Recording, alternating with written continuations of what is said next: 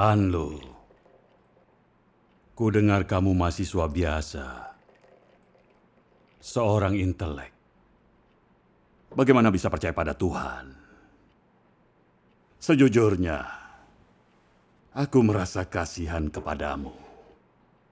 Kamu masih muda, kemasyhuran dan harta, ketenaran dan kekayaan dunia ini menunggumu.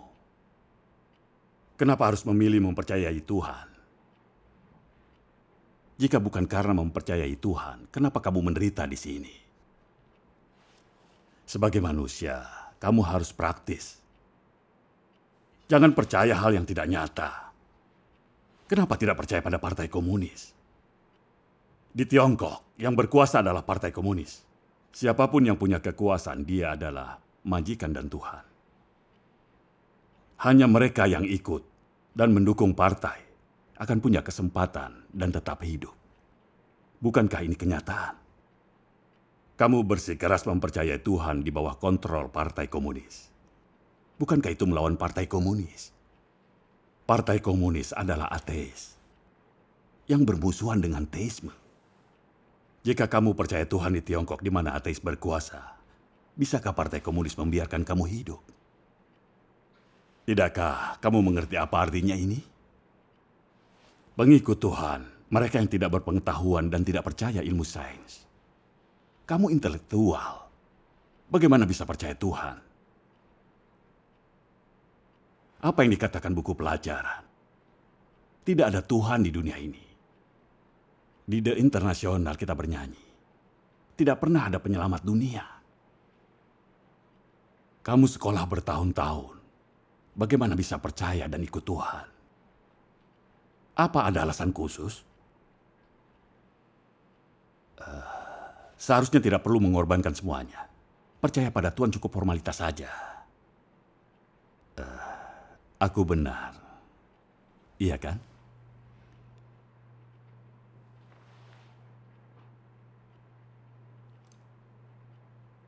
Kepala Hong, aku tidak tahu kenapa kau menyuruhku untuk ikut partai komunis. Kau mengatakan ada kebahagiaan dalam mengikuti partai. Apakah itu jalan hidup yang benar?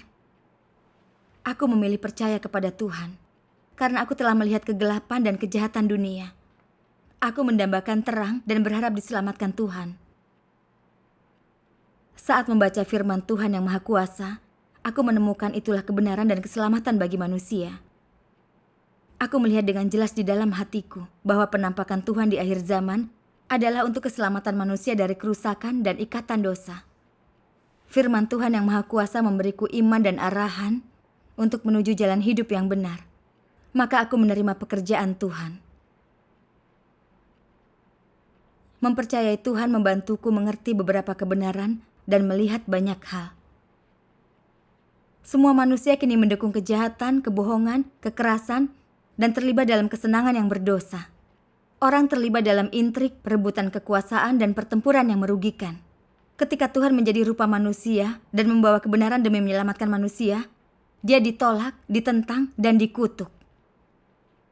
Alkitab berkata, akan ada malapetaka di akhir zaman. Kenapa seperti itu? Lalu apa latar belakang terjadinya malapetaka? Ini karena kejahatan manusia terlampau besar dalam menentang dan menolak Tuhan, sampai titik tidak bisa diselamatkan. Maka Tuhan menurunkan malapetaka untuk menghukum dan menghancurkan musuh Tuhan, manusia yang jahat dan rusak. Saat malapetaka datang, ini adalah amarah Tuhan dan bencana pemusnahan, pembalasan dari penentangan manusia kepada Tuhan. Kebenaran dan kekudusan Tuhan sepenuhnya terwujud melalui malapetaka besar. Jadi aku memilih percaya dan ikut Tuhan, itu tidak salah. Inilah jalan hidup yang benar. Satu-satunya jalan supaya manusia diselamatkan Tuhan. Hanlo, Partai Komunis sejak berkuasa menargetkan orang Kristen untuk ditangkap dan disiksa dan memusuhi Tuhan. Ini kenyataan. Aku tidak menyangkalnya. Kamu bilang Tuhan menampakkan diri dan mengungkapkan kebenaran. Aku skeptis apa Tuhan benar-benar bisa menyelamatkan dan membawa manusia ke arah yang baik. Aku meragukan itu. Ketika kami melihatmu bertahan menyaksikan ungkapan kebenaran Tuhan yang Maha Kuasa, kamu ditindas dan ditangkap. Partai Komunis melarang gereja Tuhan yang Maha Kuasa. Jika Tuhan yang kau percaya adalah Tuhan yang sebenarnya, kenapa dia tidak melarang dan menghancurkan Partai Komunis?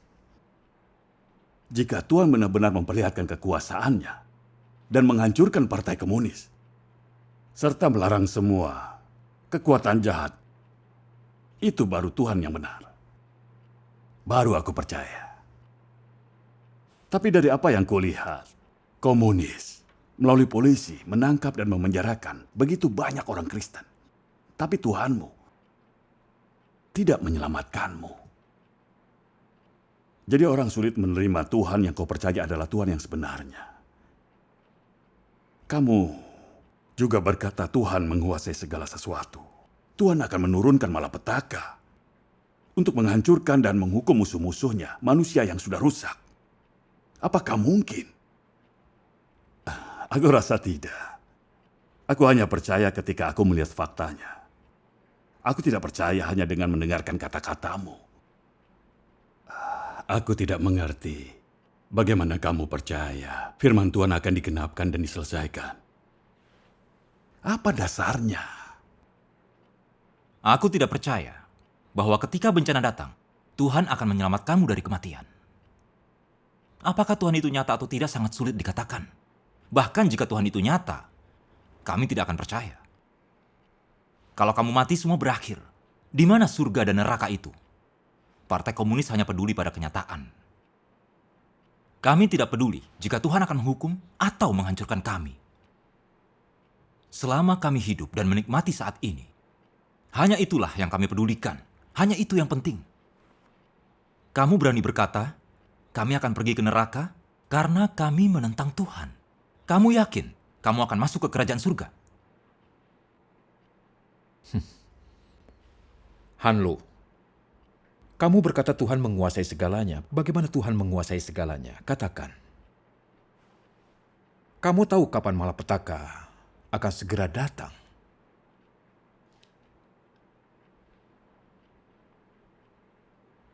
Kedaulatan Tuhan akan semua hal tidak bisa diubah oleh kehendak manusia. Sadar atau tidak, penciptaan dan kedaulatan Tuhan atas semua hal adalah kenyataan. Selama ribuan tahun, kita tahu bahwa kehendak Tuhan tidak bisa disangkal dan ketetapan Tuhan tidak bisa dihindari. Jadi orang sering berkata, ada roh yang mengawasimu. Manusia berencana, Tuhan yang menentukan. Jangan membohongi surga. Semoga halilintar dari surga menyambarku jika aku melanggar sumpah. Semua ini membuktikan keberadaan dan kedaulatan Tuhan. Selain itu, di negara dan suku apapun, terlepas dari zaman dalam sejarah, ada sejumlah peramal memprediksikan kejadian di masa depan. Dan fakta yang mengejutkan adalah, kebanyakan ramalan itu ternyata akurat. Itu semakin membuktikan eksistensi dan kedaulatan Tuhan. Manusia bijak percaya pada eksistensi dan kedaulatan Tuhan berdasarkan fakta ini. Lalu ada banyak orang menyaksikan bencana besar. Mereka semua berkata, akhir dunia sudah datang. Akhir dunia sudah tiba. Apa arti semua ini? Sekarang malapetaka akan terjadi. Banyak orang mempunyai firasat. Tidak seorang pun bisa menjamin bahwa tidak akan terjadi malapetaka. Bahwa kapan malapetaka akan datang, dan siapa yang akan dihancurkan, dan siapa yang akan bertahan hidup. Ini adalah keputusan Tuhan.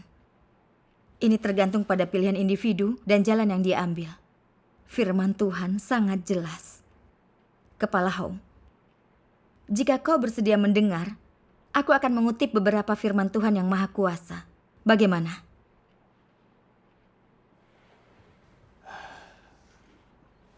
Lakukanlah. Aku ingin mendengar seperti apa itu.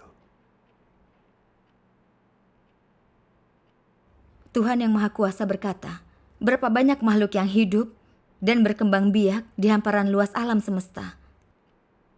Mengikuti hukum kehidupan secara berulang terus-menerus tunduk pada sebuah kaidah yang sama.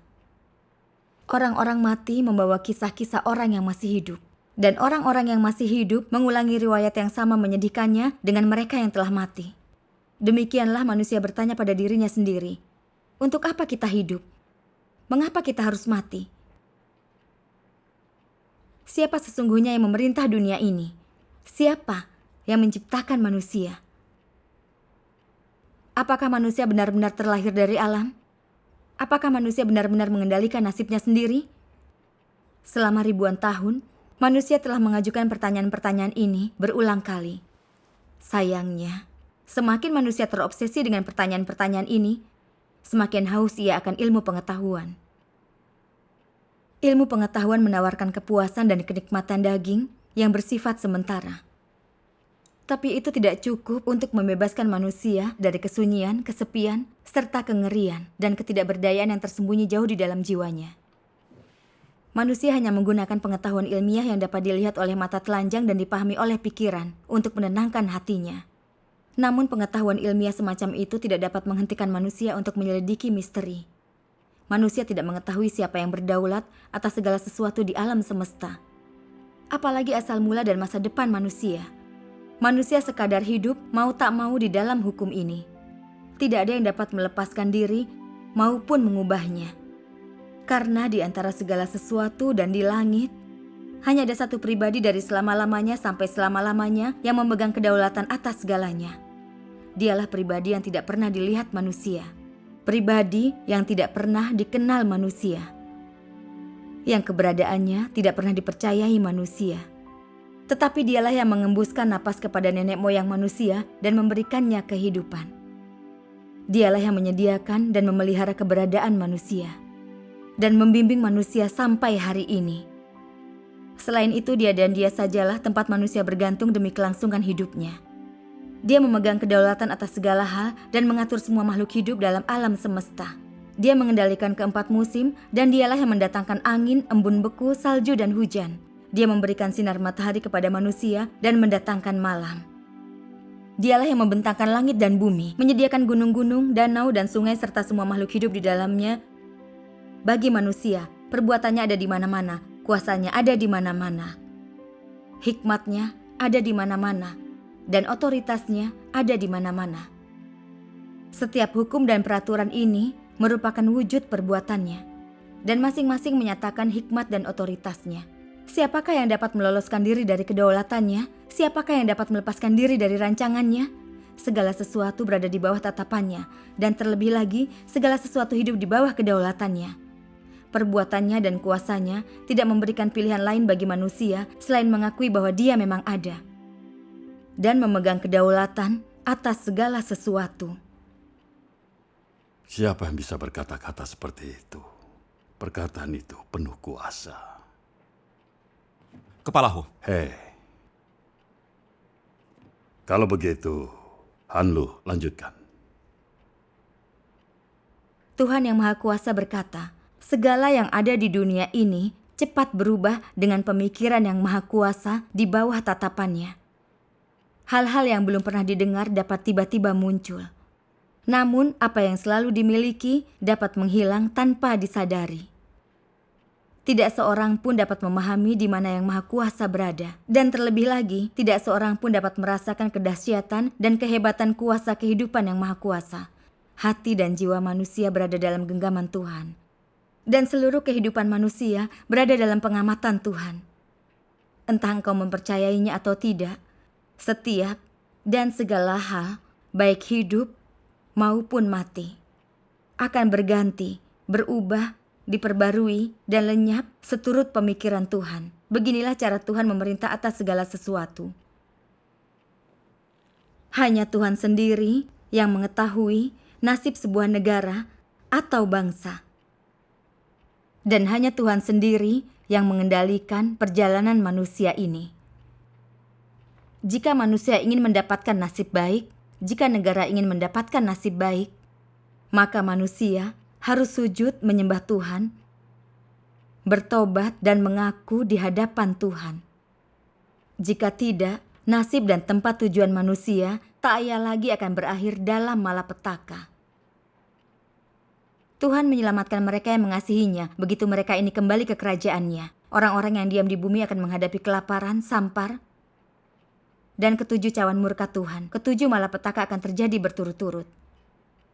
Langit dan bumi akan berlalu, tetapi firman-Ku tidak akan berlalu.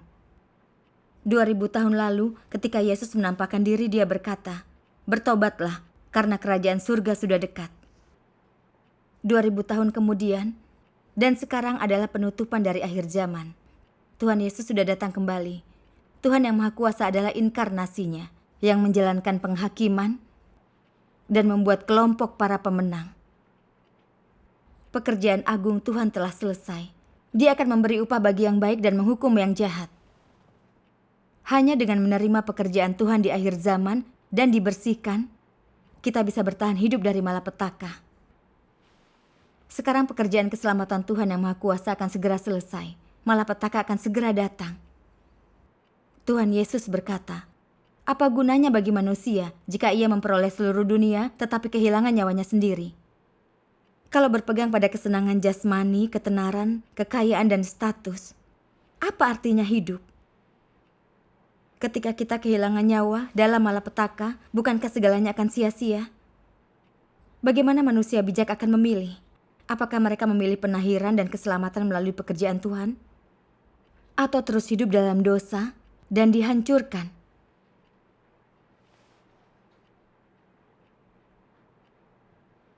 Kata-kata yang kamu katakan cukup masuk akal.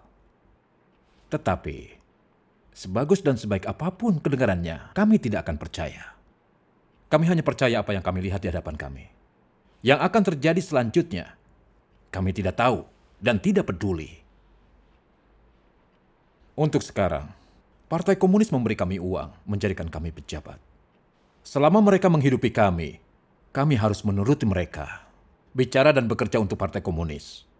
Apapun yang ditentang Partai Komunis, tidak akan kami lakukan.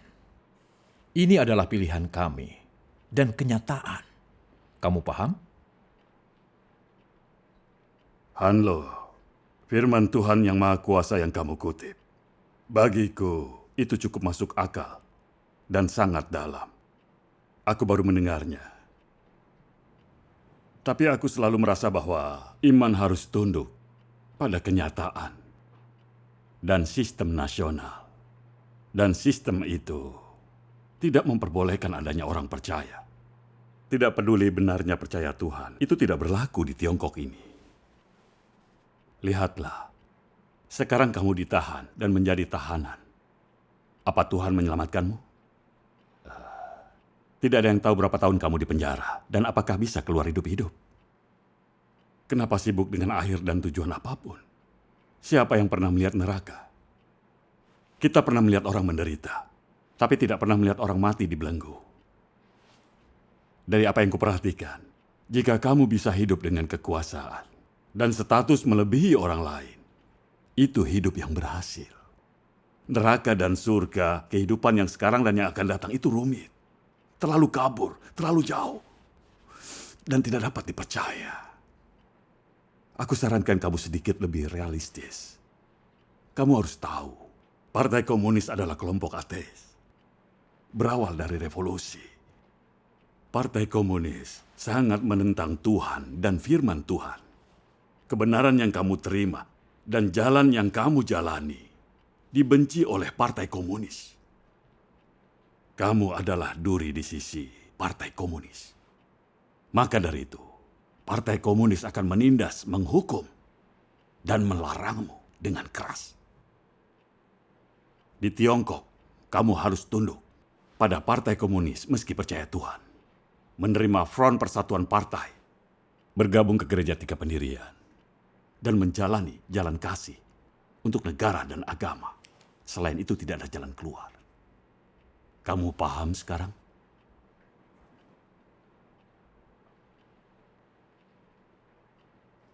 Kepala Ho, kau bilang iman dalam Tuhan berdasarkan realita dan sistem negara. Apa ini pendapat yang valid? Ketika kau memilih jalan kehidupan yang benar, maka kau harus menurutinya, tidak peduli halangan dan kegagalan. Itu jalan menuju kebenaran dan hidup yang berarti. Percaya Tuhan mengarahkan kita pada hidup yang benar. Kau minta kami menerima Front Persatuan Partai dan Gereja Tiga Pendirian. Dari mana pikiran itu? Gereja Tiga Pendirian sepenuhnya dikontrol oleh pemerintah komunis Tiongkok. Dan pendeta mereka ditunjuk oleh pemerintah. Dan tidak diizinkan mengajarkan kebenaran Alkitab, jalan kehidupan rohani, dan nubuat kitab Wahyu. Dilarang bicara tentang mengasihi dan menaati Tuhan. Hanya boleh bicara tentang mendapatkan kekayaan, memuji Tuhan sambil menguntungkan orang. Hanya boleh bicara tentang menuruti orang yang berkuasa. Apa ini pengikut Tuhan? Apa kebenaran bisa diterima seperti itu? Keyakinan kami pada Tuhan untuk mencari kebenaran, menanggalkan perusakan kami, menjadi seseorang dengan kebenaran dan kemanusiaan untuk menerima keselamatan Tuhan dan tujuan yang bahagia.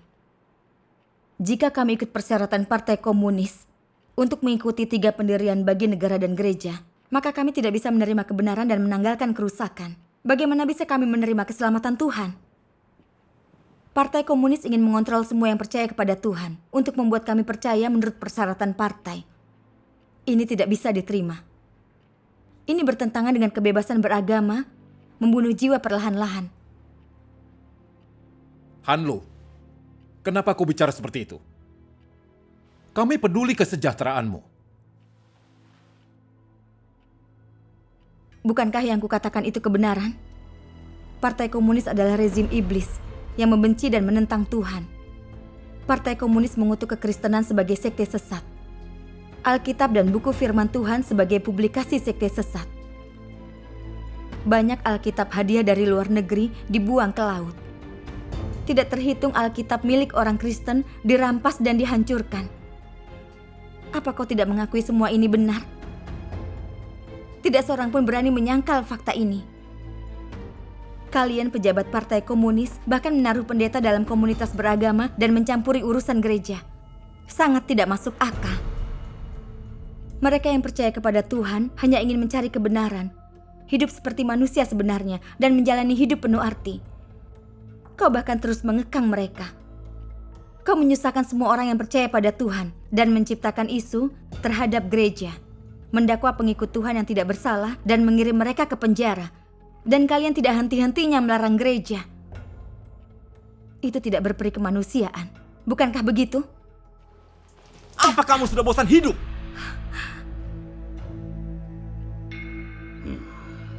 Sudah cukup.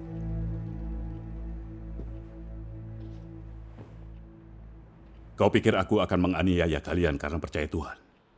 Ini adalah kebijakan Partai Komunis. Dokumen rahasia dari Komite Pusat mensyaratkan semua tingkat pemerintahan untuk melakukannya. Ini di luar kekuasaanku. Aku yakin kalian tidak terlibat dalam politik atau kejahatan.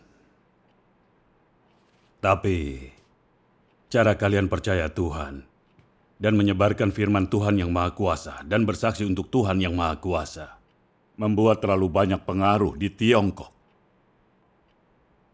Gereja Tuhan yang Maha Kuasa menggiring banyak orang dari berbagai denominasi. Karena itu, Partai Komunis dengan keras menindasmu. Kau paham? Kenapa Partai Komunis tidak membongkar Gereja 3 Pendirian? Karena Gereja 3 Pendirian taat dan mengikuti perintah. Tidak seperti kamu. Menyebarkan Injil dan bersaksi untuk Tuhan. Jadi, Partai Komunis pasti akan mengabaikan mereka. Kau bilang tidak tahu hal ini. Ketika partai ingin menindas dan menangkapmu, apa partai akan kekurangan kata dan alasan? Partai perlu merancang fakta dan mengutuk kalian sebagai organisasi sekte sesat agar penindasan bisa dibenarkan. Partai Komunis bersuara lebih keras daripada kalian. Kebanyakan orang mendengarkan Partai Komunis. Itulah kenapa kamu harus mengalami penderitaan dan kesusahan ini. Partai merekayasa beberapa kasus palsu padamu, mengutukmu melalui propaganda media, dan bahkan menyuap beberapa media barat untuk menyerang gerejamu. Ini semua fakta. Kemarahan dan perlawananmu sia-sia. Partai Komunis harus melakukan itu untuk melarang gereja. Siapa yang menyuruhmu tidak taat pada Partai Komunis? Mustahil mempercayai Tuhan dan menginjil di negara yang dikuasai Partai Komunis. Siapapun yang bersikeras menginjil akan dilenyapkan. Kamu tahu berapa banyak orang Kristen yang sudah menderita di penjara dan mati? Kamu tahu berapa banyak orang Kristen yang sudah dibunuh dan keluarganya berantakan? Tidak seorang pun yang bisa menentang Partai Komunis di sini. Jika kamu mempercayai Tuhan dan menyebarkan Injil, kamu akan dipenjarakan dan dieksekusi. Sudah jelas dengan apa yang kukatakan. Gerejamu itu membuat pusing pemimpin pusat kami. Partai melihat dirimu sebagai musuh nomor 1. Partai akan melawanmu sampai kamu dibasmi. Berapa banyak orang dan uang yang sudah digunakan oleh Partai Komunis untuk menindas gereja Tuhan yang Maha Kuasa? Harganya terlalu tinggi. Apa kamu mengerti yang sedang terjadi? Kamu terus menyebarkan Injil dan firman Tuhan yang Maha Kuasa, seperti menodongkan senjata ke kepalamu. Apa kamu ini bodoh? Ini cara kami membereskanmu. Jika kamu terus diam, tidak seorang pun akan peduli.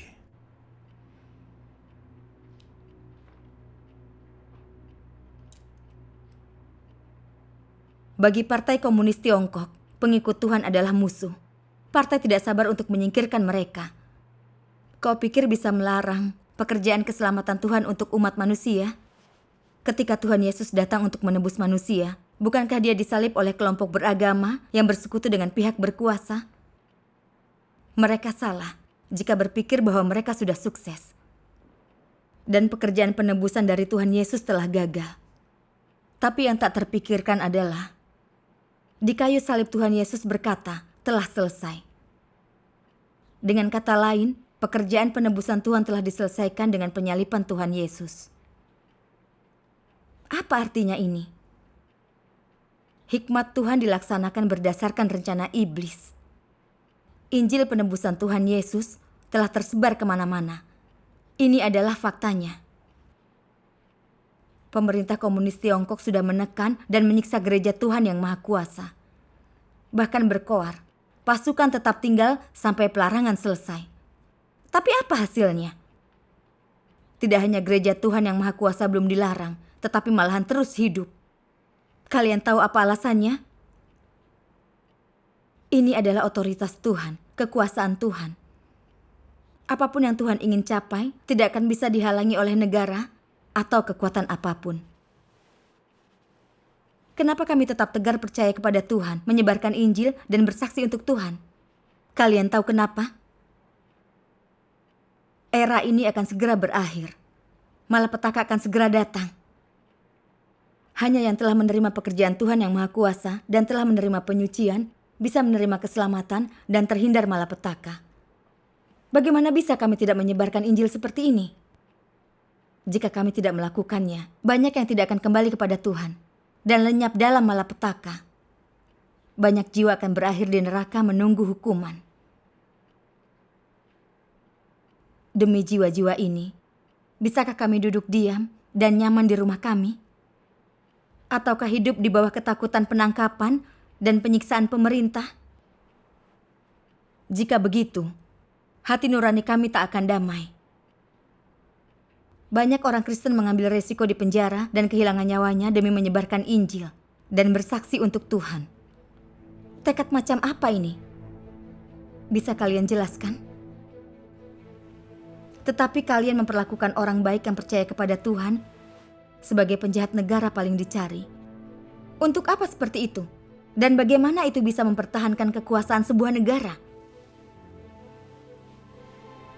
Sepanjang sejarah, negara dan suku yang menentang dan melawan Tuhan dihancurkan oleh Tuhan. Itu semua nyata. Seperti perkataan Tuhan yang Maha Kuasa. Tidak ada negara atau kuasa apapun yang dapat menghalangi tujuan Tuhan. Orang-orang yang menghalangi pekerjaan Tuhan, menentang firman Tuhan, mengganggu dan mengacaukan rencana Tuhan, pada akhirnya akan dihukum oleh Tuhan. watak kebenaran Tuhan tidak terbantahkan. Semua yang menentang Tuhan harus menerima hukumannya dari Tuhan.